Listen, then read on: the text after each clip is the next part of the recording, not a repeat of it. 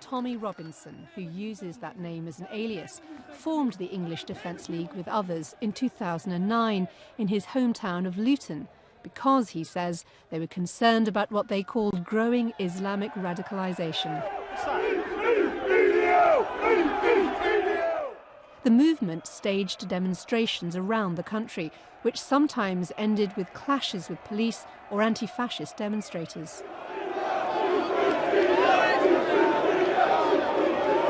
There is no such thing in this country as a Muslim area. Robinson led from the front and became the most visible face of the EDL.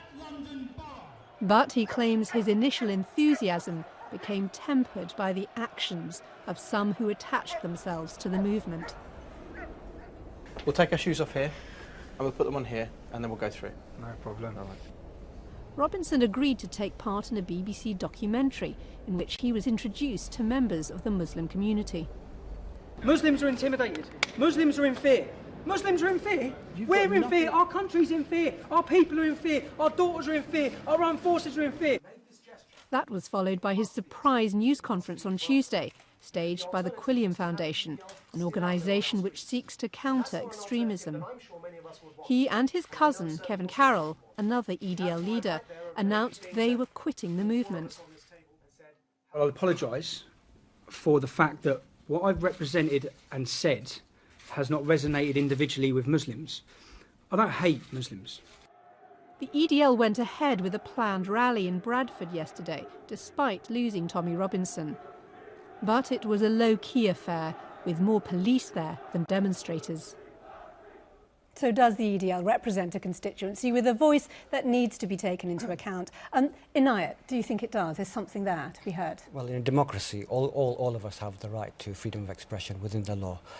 The EDL have that right too, and they've been busy exercising that right for the last 4.5 years. The key question is, what have they been doing with that right? I would argue that they've been very busy fomenting divisions in our society, and in particular targeting bigotry towards British Muslims. That is unacceptable.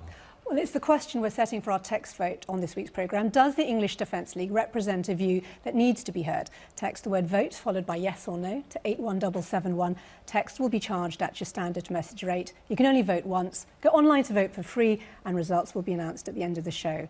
Visit bbc.co.uk/Sunday Morning Live, where you can also read full terms and conditions.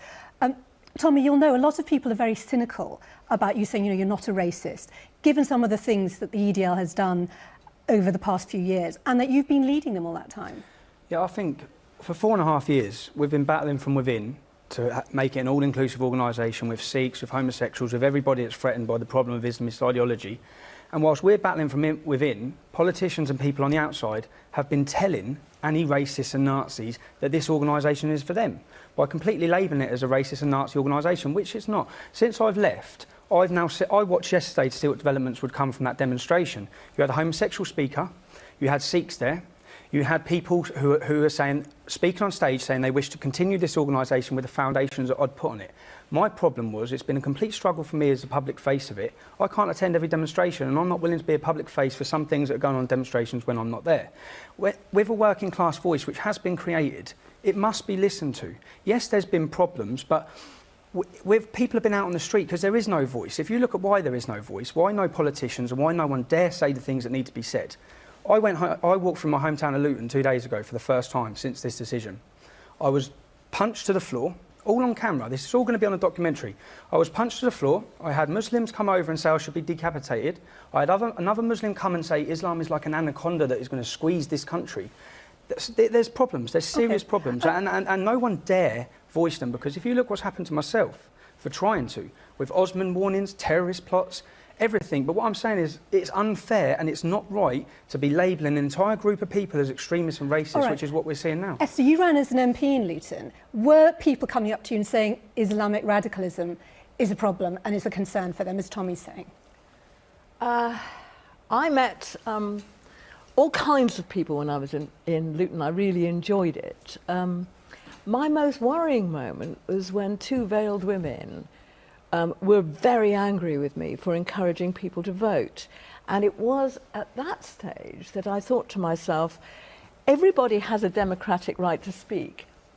But do we have a democratic right to stop other people? Well, why did they using their object? vote? They didn't want certain people voting. Because elections are not Islamic, because, you know, they don't approve of anything to do These with two Muslim women said to you Absolutely. voting was wrong. Absolutely. I mean, you know, the EDL will say it was set up because Islamic radicals, you know, were protesting against, you know, British soldiers returning home from Afghanistan. Do you accept that many ordinary people are offended by some of this behaviour and have a right to be? Yes, and I was offended by that behaviour as well. I mean, this was March 2009 when a very tiny group in Luton, Al-Muhajirun, they leafleted all the mosques in Luton. Luton is home to over 30,000 Muslims.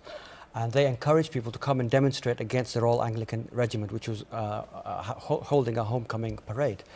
Only less than 20 people turned up to that demonstration in a town of over 30,000 Muslims. So it would be wrong to blame the other Muslims for this.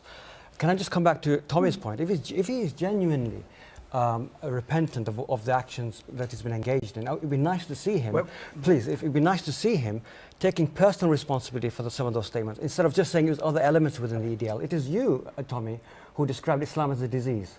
Right? It is you who have said there should be no more mosques. Do you apologise for those remarks? When I say Islam is a disease, there is a problem within Islam, the ideology, the Islamist ideology. There is a disease that's embedded. Not Islamist ideology, Islam. When you asked me to apologise, yeah, when Salman Rushdie got a fatwa, you said you felt elated. You said it was an opportunity to force and respect. I apologised. And you apologised. Right? And you also said that Bin Laden is a freedom fighter. And you also praised the man who organised the attack on the World Trade Center. No, I didn't. Yes, you did. You said he was courageous. Well, he's saying he didn't. So let's deal with the fact you've just left the EDL and these statements about mosque building, for example, about Islam as a disease. Could you tell us what your position is on those now? My position is that I've said things that may offend ordinary Muslims, but there is a serious problem with Islamist ideology. My wording across this 4.5 years, and it's become an us and them, yeah? And I've held my hands up and took some responsibility, but if people wish to understand why, when they watch this documentary of me walking through my hometown, you can understand why it's become us and them. I'm getting attacked from everywhere. All right. And when you're talking about the whole of Luton was leafleted and the Muslim community of Luton knew that they were going to attack our armed forces, what did the Muslim community of Luton do about that? Did they come out and try to stop them? Did they prevent them? Did they show their disgust at them? Or did they sit back and let it happen? Just as you have the right in the EDL to demonstrate, those extremists also have the right to demonstrate peacefully. Do you accept that in a democracy? If members of our community were coming outside a mosque within the Muslim community, people would come out and oppose them. And when you look at what's happened since they've done that to our troops, look at what's happened. When Muslims are going to burn poppies, or they're going to be on...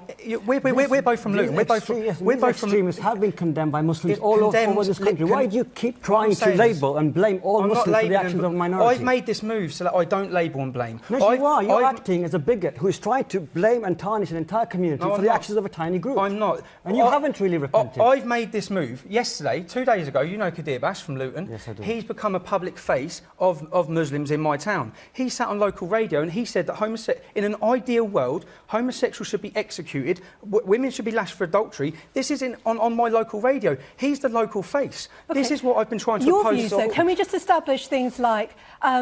in mosque building, you said there should be no new mosques built. Do you still feel that? I believe we are adding to a problem that no one is solving. No one is actually making... So you still stand by that? Until mosques are regulated and moderated, every religious institution in this country needs to be regulated and moderated in a way similar to schools are with Ofsted. We don't know who's funding them, we don't know who's speaking in them. Every time we see an undercover documentary, we see hatred, and it's coming through, and no one's making any attempt to address these issues. Can you deal with that issue yes, and that concern that we he's have raising? laws in this country on incitement to religious and racial hatred. If Tommy has any evidence of hatred being espoused in mosques, take that evidence and give it to the police. This should be prosecuted. Mosques are liable under the law as every other institution in this country. When we look at Kadir Bask's view, who's representative, who believes in an ideal world, we need to look at who's funding. If we want a cohesive society that's going to succeed, we don't want Saudi Arabia, Iran or Qatar manipulating their form of Islam, Wahhabi Salafi, in this country where their books are educating children in an uninclusive way with no integration. These are problems, and someone's got to be brave enough to speak about them. Esther, can I just ask, watching this argument, because it is very polarised, what are your thoughts? Tommy, I think you're extremely brave to have stood out against the extreme elements in your own ex-party. It cannot be easy, and it means that people who regarded you as a friend and ally will turn against you. At the same time, no Muslim is going to support what you say because it feels like racism even if what you're saying is not racism. But that's what I'm saying. My message hasn't resonated with Muslims. When Kadir Bask is representative on the radio of the Muslim community, I know Luton Muslims are going to be sitting there like this when they're hearing him say these things. So what do you want them to do, Tommy? No, do you want them to come out more strongly? I want to see. Do you want to walk arm in arm with Muslims? Yes, I do. Yeah. You do. Oh, are they prepared? Because to I walk through Luton, and I know that his views are not representative. It's like this man used to represent. Stop a second. Are they prepared to have you as a moderate spokesman for what? Integration of the great religions? I believe as we reach out, I believe the moves we're making that many Muslims are going to step forward. I'm being contacted now by Muslims who are saying they have been fed up. Like the Muslim Council of Britain, the Muslim Council of Britain are representative of 6% of Muslims in this country,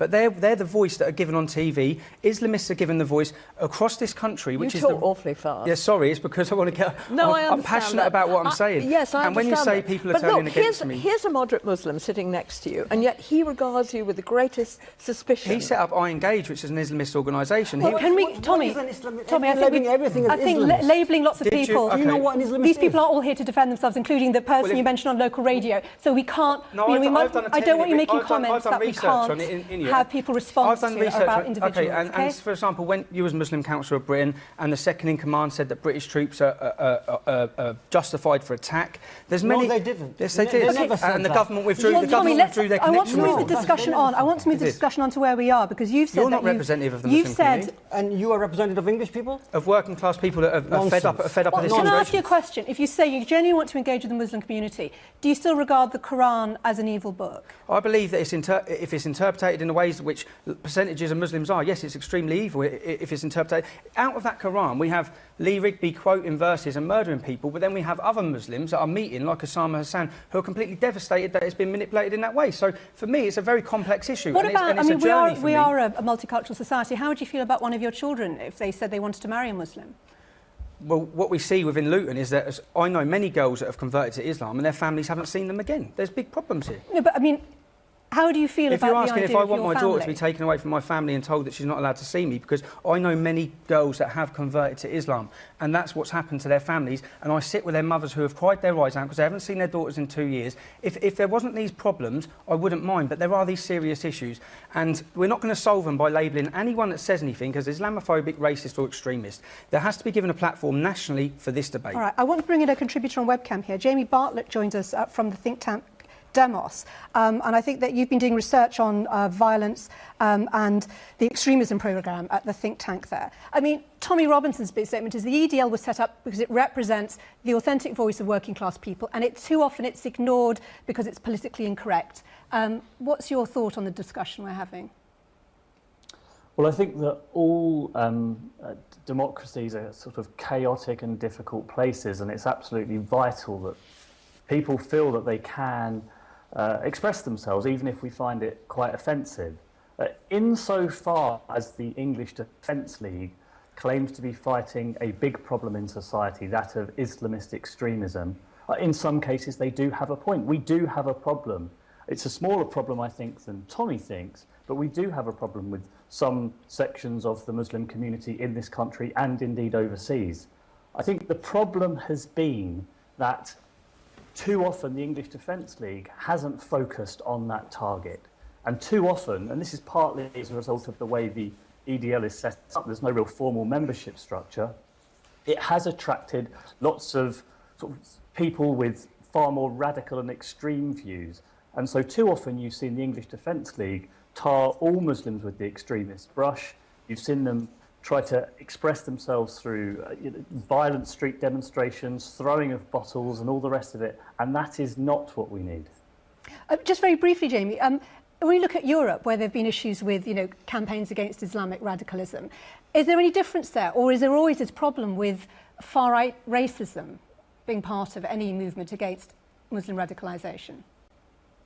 Well, you've definitely seen over the last 20 years or so, actually, an increase in the far right across Europe. And actually, compared to much of Europe, the UK does pretty well. We are a very, very tolerant society. You look at lots of different polls, and the public as a whole thinks that Muslims are extremely important part of society and very welcome here, and as much right to be sort of contributing citizens as anybody else. And actually, when you look at the far right in other European countries, France, in Greece, in Italy, in Hungary, we actually don't have as big of a problem. OK, thank you so much, Jamie. I'd not like just- to bring not it to just... under- I just not to need to bring in underestimate Osama here. the scale Sorry, of the threat. Jamie, we'll try and come back if But we when you can. look across Osama Europe- Hassan joins us from the Quilliam Foundation on the phone. You've heard the discussion we've had so far, and we do have this deadlock over whether Muslims don't want to talk about radicalisation. And indeed, I see some of the debate since Tommy Robinson left the EDL has been to say the Quilliam Foundation, doesn't represent Muslims and that you're attacking Muslims yourselves.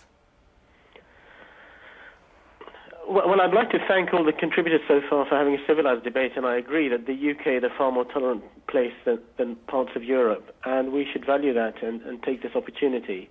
And we don't attack Muslims, and we don't represent all Muslim communities either, and nor does any other group that claims to. We are a think tank, and we do work on dealing with ideas. There is no doubt that Islamist extremism has become a national security threat in this country. Just from the 7/7 bombings and dozens of terror plots over the last 15 years. Now, the EDL clearly struck a chord because, as Baroness Varsi said, Islamophobia has passed the dinner table test. There is a lot of resentment as to which way Islam is going in this country. And now we have a really explosive situation because over the last few years, a number of mosques have been attacked and arson bombed and firebombed with people linked to the EDL. 2 weeks ago, a teenager went on trial in Leicester. He was plotting to bomb a mosque. Now, that is an explosive situation threatening to get out of control, and that's why we are very proud at Quilliam of working with Tommy and Kevin Carroll to defuse that situation, calm things down, and we hope that we can have civilized, constructive dialogue and not have violent street protests and attacks on mosques and things in the future, just as we hope there's no more terrorist plots. Inayat. Thank you, Osama. Inayat. I think we need to see genuine change from Tommy instead of, if Osama appears to be encouraged by what Tommy is doing, well, I think most Muslims will be sceptical until we see genuine change. What about the fact that I've heard and seen on social media and discussions, a significant number of Muslims saying they don't believe the Quilliam Foundation represents Muslims, that it's anti-Muslim.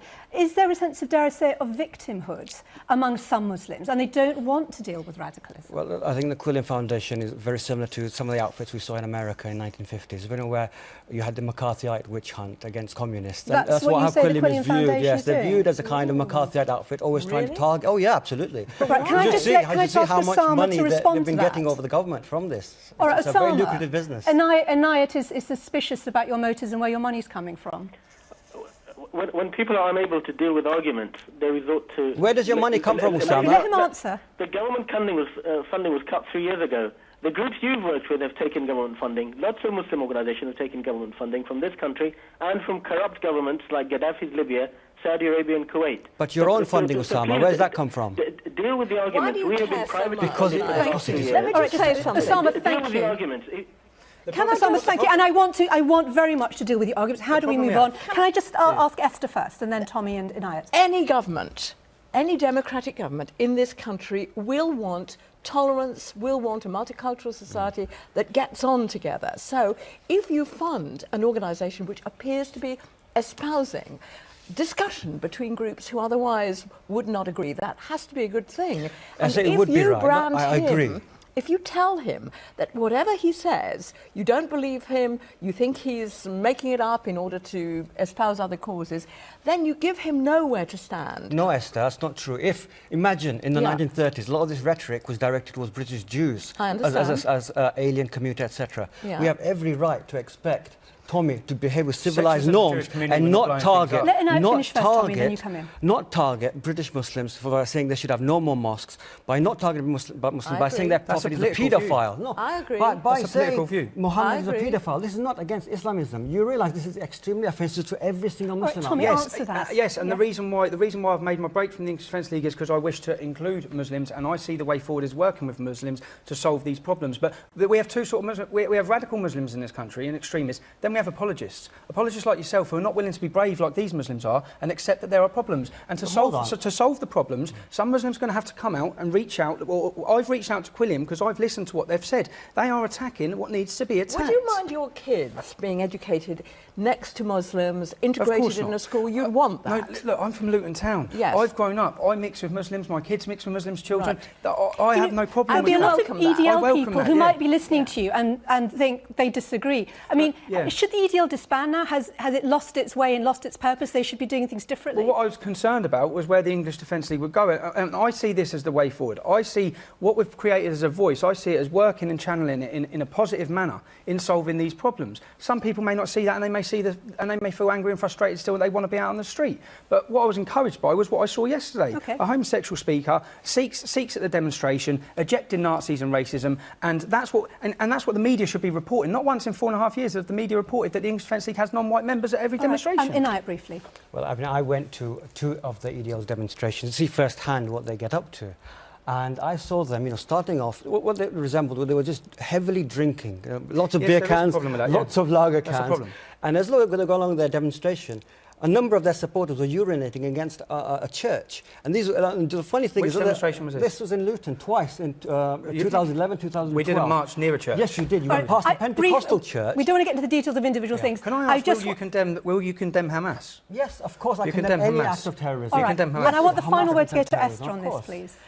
If you two gentlemen can get together, I see hope for the future. The crucial thing is that you live and let live, isn't it? It's easy to say live and let live until people are trying to subjugate or push views upon you, and then there has to be... Wait, Esther, last word to Esther, please. I'm finished. We know what you do. You both need more women in your various, sectors. I'd second don't you think? I'd second that. Esther's going to finish. Nice, sane women whose focus is that their children can grow up in peace and prosperity. And what you have in common is so much more important than what divides you. I'm going to leave it there. We're going to leave it there for now, but we will be coming back to discuss this at the end of the programme when we have our vote in. So thank you all very much indeed. The vote on this issue is very much open. The question does...